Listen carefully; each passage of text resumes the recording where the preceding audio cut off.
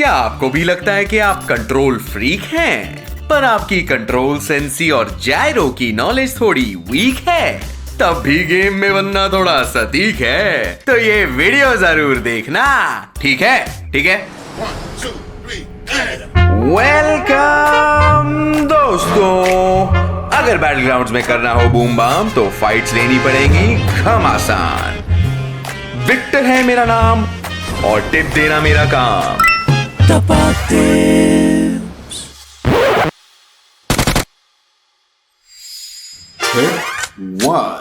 तो सबसे पहले बात करते हैं कंट्रोल्स के बारे में, जो आपके जैसे एक प्रो प्लेयर के लिए सबसे ज्यादा इंपॉर्टेंट है। तो प्रो प्लेयर्स जैसे किल्स लेने के लिए सबसे पहले आपको 2 फिंगर, 3 फिंगर या फिर 4 फिंगर में से एक क्लॉ डिसाइड करनी है। देखना है कि आपके हाथ किस क्लॉ पे बैठ जाते हैं। वैसे अगर मेरी मानो तो 4 फिंगर सबसे ज्यादा मुझे अच्छा क्लॉ लगता है। एंड याद रहे गाइस, अपने क्लॉ को बनाते टाइम आपको ध्यान रखना है कि आपका जो स्कोप का बटन है एंड आपका जो फायर का बटन है वो दोनों सेपरेट फिंगर्स पे रखने हैं, ताकि आपको ज्यादा एफर्ट ना लगानी पड़े उन्हें प्रेस या टैप करने में। और आगे एक छोटी सी बोनस टिप दूं तो स्कोप और फायर के जो बटन्स हैं उन्हें ऑपोजिट साइड्स में रखना चाहिए, जैसे कि मैंने यहाँ रखा हुआ है। और ज्यादातर जो बटन्स हैं हमेशा उसी फिंगर पे रखना जिस फिंगर पे आप सबसे फास्ट हो, जैसे कि मैंने यहाँ पे ज्यादातर जो बटन्स हैं वो अपने राइट थंब पे रखे हुए हैं। अब ये जो इंपॉर्टेंट बटन्स हैं ये हो सकते हैं आपके पीक्स, क्राउच, प्रोन, जंप वगैरह।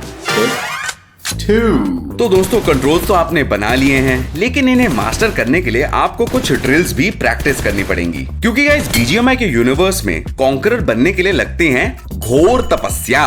तो आपको ऐसे ड्रिल्स करने हैं जहां पे आप अपने एडीएस फाइट्स, पीक्स और जिगलिंग की प्रैक्टिस कर सकते हैं। अब इसकी मदद से आपकी जो मसल मेमोरी है इन बटन्स को लेके वो बिल्ड होने लगेगी एंड सब परफेक्ट होते जाएंगे आपके नए कंट्रोल्स के हिसाब से। 3 तो दोस्तों जैसे जैसे आप अपने नए कंट्रोल्स को मास्टर करते जाओगे और थोड़ा थोड़ा उनके साथ फेमिलियर होते जाओगे, तो आपको अपने बटन्स की जो ट्रांसपेरेंसी है उसको कर देनी है रिड्यूस। अब इससे आपको 2 फायदे होने वाले हैं गाइस। एक तो आपकी स्क्रीन पर सिर्फ बटन्स ही बटन्स नहीं नजर आएंगे और आपकी स्क्रीन जो है एकदम क्लियर होगी। इससे आपको एनिमी स्पॉटिंग करने में आसानी आएगी और साथ ही साथ आपकी जो मसल मेमोरी है वो भी इन बटन्स के लिए अच्छे से बिल्ड होने लगेगी, क्योंकि आप अब हर बटन को ढूंढते नहीं रहोगे। तो आपके लिए फिट होने वाली सेंसिटिविटी जानने के लिए आपको सेंसिटिविटी सेटिंग्स में जाना है और इन 5 प्रीसेट्स को बारी बारी से ट्राई करना है। Low, medium, high, most used and then season expert. दोस्तों आप जैसे जैसे इन्हें ट्राई करते रहोगे आपको समझ आ जाएगा कि आपके लिए कौन सी सेंसिटिविटी फिट बैठती है और धीरे धीरे छोटे छोटे एडजस्टमेंट्स करने हैं। जैसे कि कोई वैल्यू को आपने ऊपर नीचे किया, तो ये करते करते आप फाइनली अपने गेम प्ले के हिसाब से परफेक्ट होने वाली सेंसिटिविटी को मैच कर पाओगे। 5 दोस्तों नई सेंसी पे शिफ्ट होते ही तो तुम प्रो नहीं बन जाओगे। आपको सेंसी के साथ थोड़ा टाइम प्रैक्टिस भी करनी है, थोड़ा टाइम देना भी है, डेली स्प्रेज वगैरह भी प्रैक्टिस करने हैं, जैसे कि मैंने पहले भी बताया। ये नहीं कि दूसरी सेंसी दिखते ही आप इस सेंसी को छोड़ के भाग जाओ। और पीक, स्प्रेज और जिगल्स की जितनी आप प्रैक्टिस करते रहोगे उतना ही आपका गेम प्ले सेंसी के साथ से मैच हो जाएगा। तो याद रहे, अगर सेंसी समझ नहीं आ रही तो चेंज नहीं करना है आपको, उसी पर थोड़े दिन प्रैक्टिस करनी है। और मुझे यकीन है कि आप अगर लॉयल रहोगे अपनी सेंसी को लेके तो आप जरूर उस सेंसी को मास्टर करोगे। 6 तो दोस्तों अगर आपकी सेंसी सेट हो गई है और आप उस सेंसी में कंफर्टेबल हो गए हो तो आप इस चीज में थोड़ा और डीप जा सकते हो। अब स्पेसिफिक गन्स के लिए आप स्पेसिफिक सेंसी सेट कर सकते हो। फॉर एग्जांपल जैसे कि मैंने यहाँ पे स्नाइपर्स के लिए बना के रखा है। हम सभी को पता होगा कि 4x जो है स्प्रेस के लिए हम ज्यादा यूज करते हैं, लेकिन जैसे ही हम उसे स्नाइपर पे यूज करते हैं हमारे हेडशॉट्स लगते ही नहीं, ज्यादातर शॉट्स हम मिस कर देते हैं। तो ऐसे में मैंने AUM के लिए स्पेसिफिकली 4x की एक अलग सेंसी ही बना डाली। तो यहाँ पे अभी मैं स्नाइपर पे भी 4x आसानी से यूज कर सकता हूँ एंड जैसे ही मैं वो 4x अपनी M4 या फिर किसी और स्प्रे वाली गन में लगाता हूँ तो मेरा स्प्रे भी बढ़िया चलने लगता है, क्योंकि हर गन की अपनी अलग अलग सेंसी है। 7 तो दोस्तों अब आते हैं जायरोस्कोप पे। जायरोस्कोप को मास्टर करने के लिए सबसे ज्यादा डिफिकल्टी फेस होने वाली है, क्योंकि ज्यादातर लोग इस पे अडैप्ट अच्छे से नहीं कर पाते हैं। लेकिन गाइस अगर आपने जायरोस्कोप को मास्टर कर लिया तो आपके गेम प्ले को नेक्स्ट लेवल लेके जाने से कोई रोक नहीं सकता। जायरो की भी सेंसी जो है वो आपको सबसे पहले अच्छे से सेट कर लेनी है। आई सजेस्ट कि आप शुरुआत करो 300 TPP नो स्कोप सेंसी से और अदर स्कोप की आप धीरे धीरे एनहांस कर सकते हो।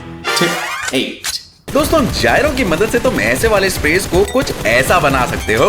तो जब मैं अपने फिंगर से रिकॉइल कंट्रोल किया करता था ना, तो मेरी गन हमेशा ऊपर नीचे हो जाती थी। लेकिन जब से मैंने जायरोस्कोप ऑन किया है, तब से मेरे स्प्रेस बहुत ज्यादा एक्यूरेट हो चुकी हैं और रिकॉइल भी मैं आराम से कंट्रोल कर लेता हूँ। अगर आप आगे से जायरोस्कोप पे ही खेल रहे हो, तो जो रिकॉइल है उसे फिंगर से कंट्रोल नहीं करना है, सिर्फ जायरो से ही करना है। कंट्रोल करने के बाद जायरो के साथ ऐसे नाच भी सकते हो। जायरो जायरो प्रो हो तो जायरो, जायरो जायरो प्रो हो तो जायरो। 9 दोस्तों, क्या आपको पता है कि जायरो से आप अपने रिफ्लेक्स भी फास्ट कर सकते हो? जैसे ही मैं यहाँ से ओपन में गया तो मेरे पीछे से मुझे शॉट्स आती हैं और जायरोस्कोप की मदद से देखो मैं कितना फास्ट रिएक्ट कर पाता हूँ और क्या शॉट मारा है ना मैंने। ये एडिटर थोड़ा स्लो मोशन में दिखा ना। हाँ, खुद की तारीफ करना नहीं चाहता गाइस मैं वैसे, इसलिए आप जल्दी से कॉमेंट्स में लिख दो ओपी भाई ओपी, विक्टर भाई ओपी। जायरोस्कोप को भी मास्टर करने में आपको टाइम लगने वाला है। जैसे आप इसे ऑन करते हो, गेम काफी अजीब लगने वाली है, लेकिन आपको हार नहीं माननी है और आपको डटे रहना है, क्योंकि एक महान व्यक्ति ने बोला था, लेवल सबके निकलेंगे। ज्यादा से ज्यादा ट्रेनिंग ग्राउंड में स्प्रेज, जिगल और क्लोज रेंज की प्रैक्टिस करते रहो ताकि लेवल ऊपर निकलते जाए और ओपी गेम प्ले बनते जाए। अब इस एपिसोड में गेम कैसे कंट्रोल करनी है वो तो समझ गए होगे, पर लाइफ को अगर कंट्रोल करने की भी प्रॉब्लम है तो मैं बस एक बात बता सकता हूँ, मुझे भी है, मुझे भी कोई आइडिया नहीं। और इसी बात पर दोनों भाई करते हैं इस एपिसोड का दी एंड। लाइक शेयर सब्सक्राइब जरूर कीजिए और अपने भाई विक्टर को विदा कीजिए गाइस। बाय।